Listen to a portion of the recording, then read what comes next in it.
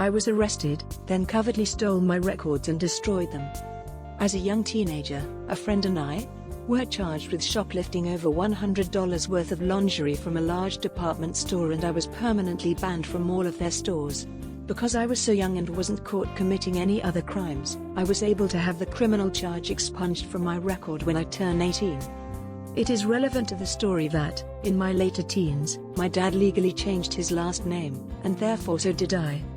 When I was beginning my adult life and looking for a job, I applied to a different location of the store, because, well, I needed a job, and I was applying to a bunch of places.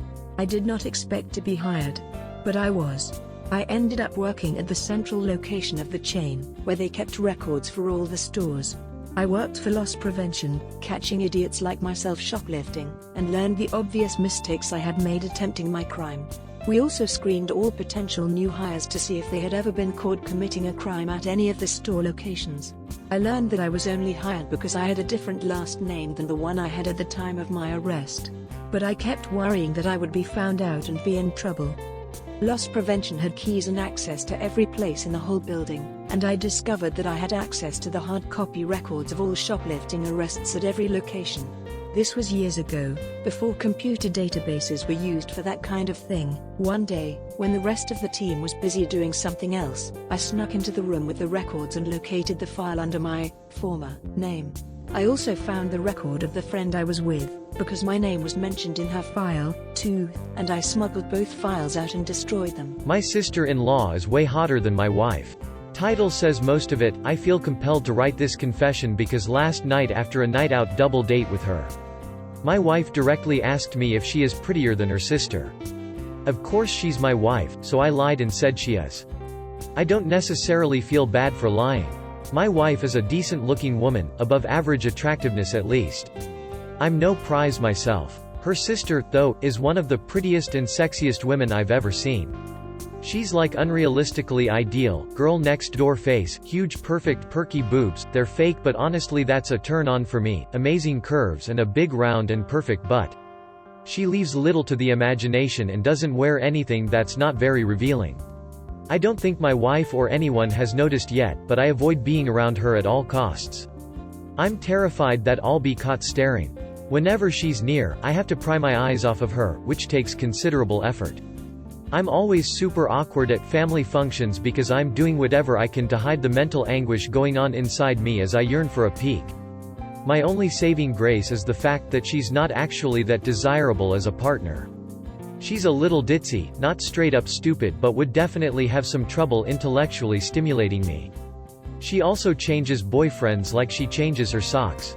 Although I flip-flop between getting turned off by that and getting turned on, everyone else gets a turn, maybe I could. Half of what she talks about in general is sex and sexual concepts, and it drives me fucking crazy. I ask myself what my kids would think if they knew I had a huge crush on their aunt. I sometimes think about her during relations with my wife, and that is immensely guilt-inducing. I love my wife. I feel so bad and I know how crushed she would be if she ever knew. I just want to be able to forget about her. But that's never going to happen because we see her nearly every month. I don't know how to fix it. I accidentally killed my grandfather when I was 3. I saw him sleeping, so I went to wake him up by jumping on his stomach. I didn't know at the time that would be lethal. I think ruptured his liver. He passed away the same day. When I grew older I realized what I did, and to this day I feel so fucking guilty. I reported a family to CPS for smoking weed and they got their kids taken away. They were my neighbors and they were stereotypical annoying potheads. They hardly ever actually watch their kids. There's 3 of them. They also walk around smelling like pot in front of their kids. It was disgusting and I couldn't take it anymore, so I reported them to CPS. I did it for the welfare of the children. No grown adults should be smoking pot and they damn sure shouldn't have it around a child. I own a house and people don't know, except some family members. I bought a house at a young age, but many of my friends think I rent, but in reality, I am the owner. I decided to lie for 2 reasons. 1, I didn't want people to say, "Hey, you have a spare room, can I live with you?" Or 2, "Wow, can I borrow some money?" Yes, I have spare rooms, and able to rent rooms to people.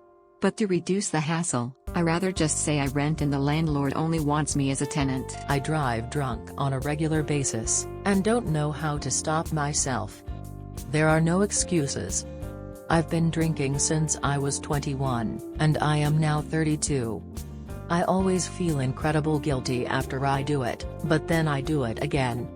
I always find a way to justify it, and tell myself that it's not different than driving tired, and people do that all the time, but that's really no excuse. I don't even drive to go for things that are important. I will come home from work, drink, then go, and get ice cream, or pizza. I don't understand myself. You'd think the extreme amount of guilt I feel afterwards would be enough to stop me from doing it again, but I always end up doing it again. I never drive while blacked out, but I know I'm over the legal limit, and can definitely tell that I'm impaired.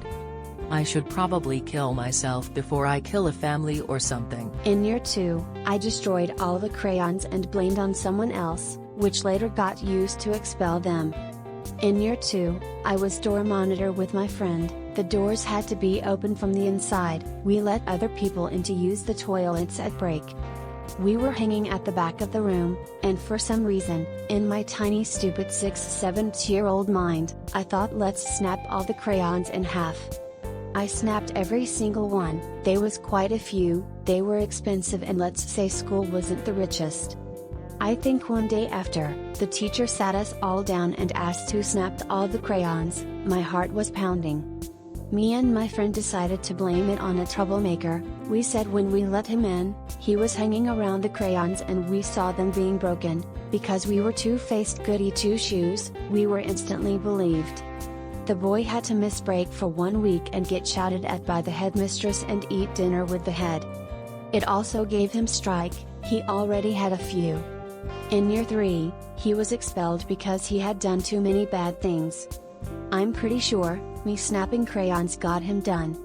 7 years ago, I snapped a lot of expensive crayons. My friend stuck up for me and we blamed it on a troublemaker, which was later used to expel him. Like the episode, and smash the subscribe button.